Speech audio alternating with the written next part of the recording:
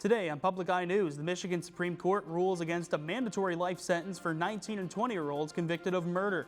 But first, we'll have everything you need to know about the upcoming forum at Northern Michigan University. Coming up back barely, we'll have your weather forecast where we'll look into conditions over the weekend. Later, Dylan Dubé will also bring you today's sports breakdown. I'm Emma Maratz. And I'm Austin Graham, and you're watching Public Eye News.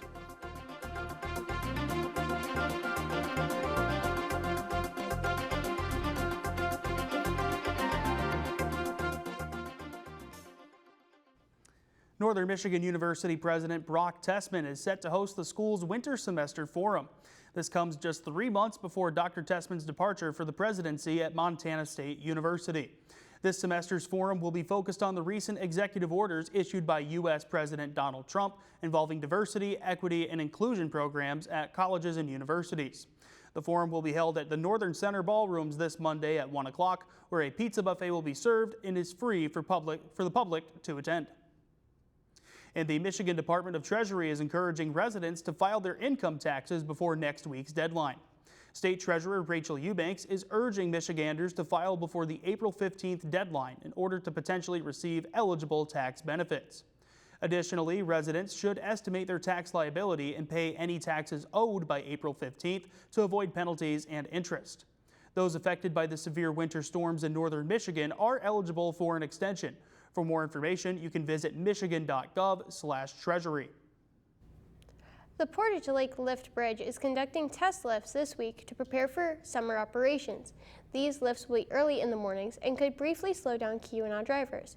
According to the Michigan Department of Transportation, the test lifts usually last between 15 and 20 minutes. This year is also the 65th anniversary of the bridge, and the cities of Houghton and Hancock will celebrate that milestone at their first Bridge Festival this June. The Marquette Police Department has purchased a new trailer for their recently upgraded snowmobile. This purchase was supported in part by a $5,000 donation from Honor Credit Union. The snowmobile that the officers use covers over 10 miles of trails across the county. The trailer will help protect the new snowmobile from salt and debris on the roads and will help in community efforts such as the new snowmobile safety program. Lake Superior State University is performing the Iliad in the Arts Center of LSSU, directed by theater professor Noah Luce, on April 25th at 7 p.m. and April 26th at 2 p.m. Dr. Patty Gallagher is featured as the poet, and Jake Sorgan is the musician. The duo have toured across the western United States and even went to India over the last 2 years. The show has mature topics, so it is recommended for ages 13 and up. The event is free for all to attend. And now, we are still learning more about the tragic tour helicopter crash that happened in the Hudson River near New Jersey yesterday. 6 people on board died. CBS's News' Jared Hill has more on the crash from the scene in New York. Video shows a helicopter tumble out of the sky, then plunge into the Hudson River Thursday. All 6 people on board, including a family of 5 with 3 children, killed. Our hearts go out to the family of those who were on board. Witnesses say they saw the tourist chopper break apart midair just seconds before the crash. The propeller just exploded and scattered, right? And then after that, we saw the plane was just spiraling down. According to the NYPD, flight tracking data shows the Bell 206 aircraft was being used by the tour company New York Helicopter. It took off from downtown Manhattan just before 3 p.m. and was in the air for less than 20 minutes. We are devastated. The head of New York Helicopter says they leased the chopper from a company based in Louisiana. He declined to discuss its inspection record. We follow all the rules and more. According to the NYPD, not too long after the helicopter took off from this pier, 4 people were found dead in the water in this crash. 2 others were taken to the hospital where they were later pronounced dead. Authorities are saying that the family of 5 on board was visiting New York from Spain. CBS News New York has learned the victims were Augustin Escobar, an executive with the technology company Siemens, his wife, and their 3 children. That's very sad to hear that people coming from vacation and then they end up this way. The National Transportation Safety Board and the FAA are now investigating. Jared Hill, CBS News, New York. After this break, we'll be back with your weather and statewide news. Stick around. It's 50 years of Austin City Limits with Juanes.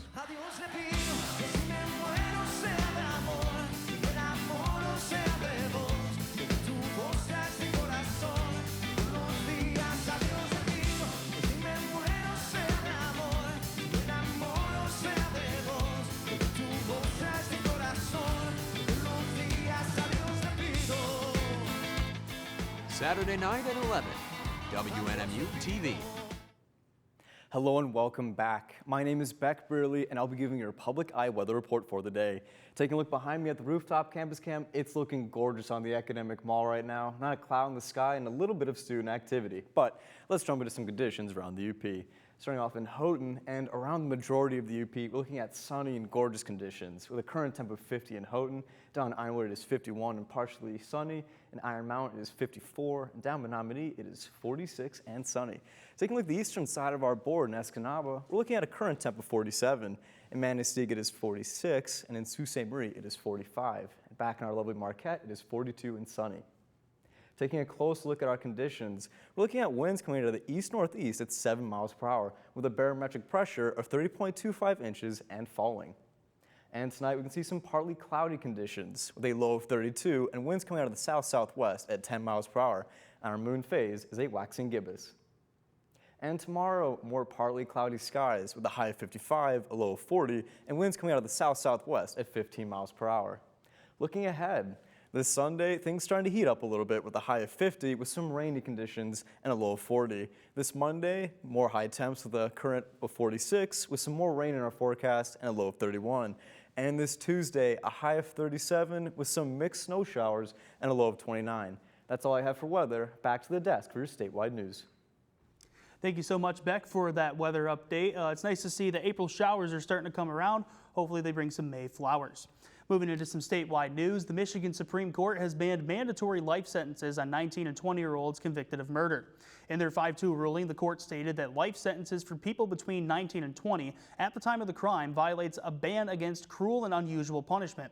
The court made a similar ruling in 2022 regarding 18-year-olds in the state, protecting them from automatic life sentences. Thursday's ruling will allow hundreds of people the opportunity to return to their local courts to request lighter sentences. This will also mean that friends and family of murder victims will have to revisit the cases in order to decide if a lighter sentence will be available. Michigan joins courts in Washington State, Massachusetts, and Illinois in prohibiting life sentences for people under the age of 21. And Michigan U.S. Senator Gary Peters is calling for a probe into the use of personal signal messages by Trump administration officials to discuss government business. A press release from Peters' office states that his request comes after key government officials used the messaging app Signal to communicate sensitive information about an airstrike in Yemen. Additionally, national security members, as well as National Security Advisor Michael Waltz, used personal Gmail accounts to discuss potential classified information related to military operations. Peters was joined in requesting an investigation with the Senate Homeland Security and Governmental Affairs Committee, where he and U.S. Senator from Michigan Elissa Slotkin sit as ranking members. And egg prices reached a record high in March, right before the biggest holiday of the year involving eggs, Easter.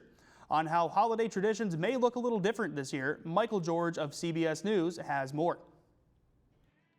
Every time Gwendolyn Sanders buys eggs, she gets sticker shock. It has skyrocketed, and I think that's ridiculous. The average cost of a dozen eggs hit a record $6.23 in March. An increased demand for the holiday means prices may not decline until after Easter. Like a lot of moms, Sanders planned to dye Easter eggs with her 4-year-old daughter, Brooklyn. But this year, she says, they may scale it down. We're going to keep it limited to probably a half a dozen. This tradition matters. Joe Enns is CEO of Signature Brands, maker of Pa's Easter egg dyeing and decorating kits. A company survey found despite egg prices, 94% of families who typically decorate them still plan to do it this Easter. While not ideal, it's going to cost a little bit more. It's still only about 40 cents per egg, and so people realize that it's still one of the more affordable things you can do with your kids. Some creative and cheaper alternatives are spreading on social media, like decorating potatoes or marshmallows. The main reason people aren't giving up on coloring eggs, making holiday memories. How Where right now do you have an event that you can do with your children where everybody wants to put away their screens and just sit at the kitchen table and get messy together? It's something that I had when I was smaller, so I'm not going to let like a price kind of diminish a tradition. One that for many is still worth every penny. Michael George, CBS News, New York. After this short break, Dylan will be back with your sports report you don't want to miss. Tune in to the heartbeat of the Upper Peninsula. At Public Radio 90, we're more than just a frequency on your dial. We're your trusted home for national public radio. Let our diverse blend of music be the soundtrack to your day. Public Radio 90, where community comes alive. Tune in and let your imagination soar. Don't miss Weekday with Hans Ahlstrom, Monday through Friday from 3 to 4. You're listening to member-supported Public Radio 90, WNMU FM. Welcome back. I'm Dylan Dubé here with today's sports update. Taking a look at the ice, Western Michigan made history Thursday night by advancing to their first ever Frozen Four title game with a dramatic 3-2 double overtime win over defending champion Denver. Owen Michaels scored the game winner just 26 seconds into the second OT, capping a standout 2-goal performance for the sophomore sniper. The Broncos, now 33-7-1, dominated much of the game, building a 2-0 lead with goals from Michaels and Brian Kramer before Denver forced overtime with a late comeback. The Wall from Warroad and former NMU commit Hampton Slukinski stood tall with 20 saves to aid a veteran Western squad that's now riding a 9-game win streak. They'll face Boston University in the championship tomorrow night at 7:30 with a shot at their first national title on the line. And toss it over to lacrosse. The NMU women's team hits the road this weekend for its final regular season road games, taking on Grand Valley State on Friday and Davenport on Sunday. The Wildcats, led by sophomore sensation Josie Lakoski, who tops the GLIAC in nearly every offensive category, are 8-5 on the season and coming off a weekend split in Minnesota. Grand Valley leads the conference with a 4-0 record and had never lost to NMU, while Davenport sits just one game behind the Wildcats in the standings and will host Senior Day Sunday. NMU looks to build on its strong conference stats, including leading the league in scoring offense, draw controls, and fewest turnovers per game, as they eye a statement finish to the regular season. And from the turf to the gridiron, the Northern Michigan University football team will host the Minnesota Duluth Bulldogs in a spring game tomorrow.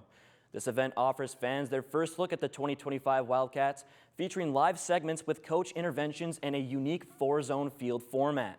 Admission is free and concessions will be available, encouraging the community to support the green and gold. It's the first spring showcase under head coach Shane Richardson as the team continues building momentum for the upcoming fall season. It's an opportunity that we get to test ourselves. We get to show what we've been doing all spring and be able to go out there and put on display, how we've improved. And I think with new talent and returning leadership on display, the spring matchup promises an exciting preview of what's to come. Kickoff is at 2:30 p.m. inside the Superior Dome. That's all I've got for sports. Back to the desk. Thank you, Dylan, for that awesome sports report.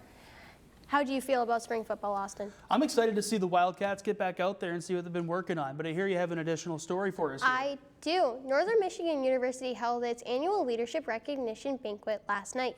Scholarship and community award recipients were recognized. The student government, known as ASNMU, and the Black Student Union won Student Organizations of the Year. Well, Emma, were you able to attend that event last night? I was not, and I'm kind of mad I missed it. However, it did seem interesting. Yeah, it's awesome to see all of our student organizations on campus being celebrated. That's all the time we have here at Public Eye News. I'm Austin Graham. And I'm Emma Moratz. Have a great